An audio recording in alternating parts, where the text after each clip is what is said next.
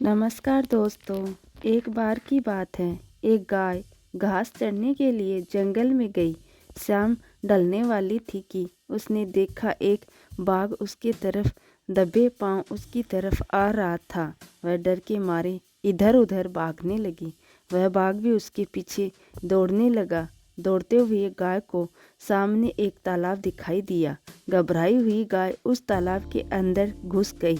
वह बाघ भी उसका पीछा करते हुए तालाब के अंदर घुस गया। तब उन्होंने देखा कि वह तालाब बहुत गहरा नहीं था, उसमें पानी कम था और वह कीचड़ से भरा हुआ था।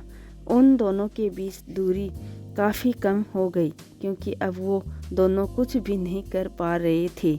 वह गाय उस कीचड़ के अंदर धीरे धीरे धंसने लगी। वह बाघ भी उसके पास होते हुए भी उसे पकड़ नहीं पा रहा था। वह भी धीरे धीरे कीचड़ के अंदर धंसने लगा। दोनों ही करीब करीब गले तक उस कीचड़ के अंदर फंस गए। दोनों हिल भी नहीं पा रहे थे। एक गाय के करीब होने के बावजूद भी वह बाघ उसे नहीं पकड़ पा रहा था।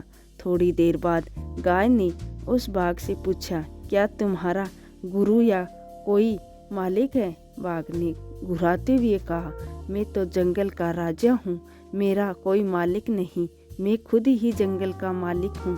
गाय ने कहा, लेकिन तुम्हारी उस शक्ति का यहाँ पर क्या उपयोग है?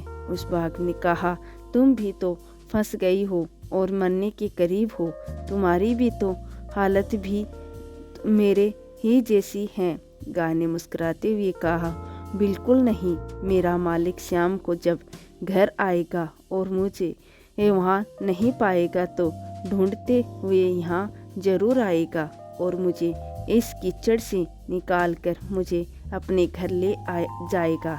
लेकिन तुम्हें कौन लेकर जाएगा? थोड़ी ही देर में वहाँ पर एक आदमी वहाँ पर आया और गाय को कीचड़ से निकाल कर अपने घर ले गया। जाते समय गाय और उसका मालिक दोनों एक दूसरे की तरफ कृतज्ञता पूर्वक देख रहे थे। वे चाहते हुए भी उस बाघ को कीचड़ से नहीं निकाल सकते थे, क्योंकि उन्हें अपनी जान का खतरा था। तो दोस्तों, किसी पर निर्भर नहीं होना चाहिए। होना अच्छी बात है, लेकिन मैं ही सब हूँ, मुझे किसी के सहयोग की कोई आवश्यकता नहीं है। यही अहंकार है और यहीं से विनाश का बीजारोपण हो जाता है। ईश्वर से बड़ा इस दुनिया में सच्चा हितैषी कोई नहीं होता, क्योंकि वही अनेक रूपों में हमारी रक्षा करता है। दोस्तों, हमारी इस कहानी में गाय समर्पित हृदय का प्रतीक है, बाघ अहंकारी मन का प्रतीक है और मालिक ईश्वर का प्रतीक है। कीचड़ यह संसार है और यह संघर्ष और अस्तित्व की लड़ाई है। तो दोस्तों, कैसी लगी आपको ये हमारी कहानी? ऐसी और कहानियों के लिए मेरे चैनल को सब्सक्राइबर करना ना भूलें। धन्यवाद।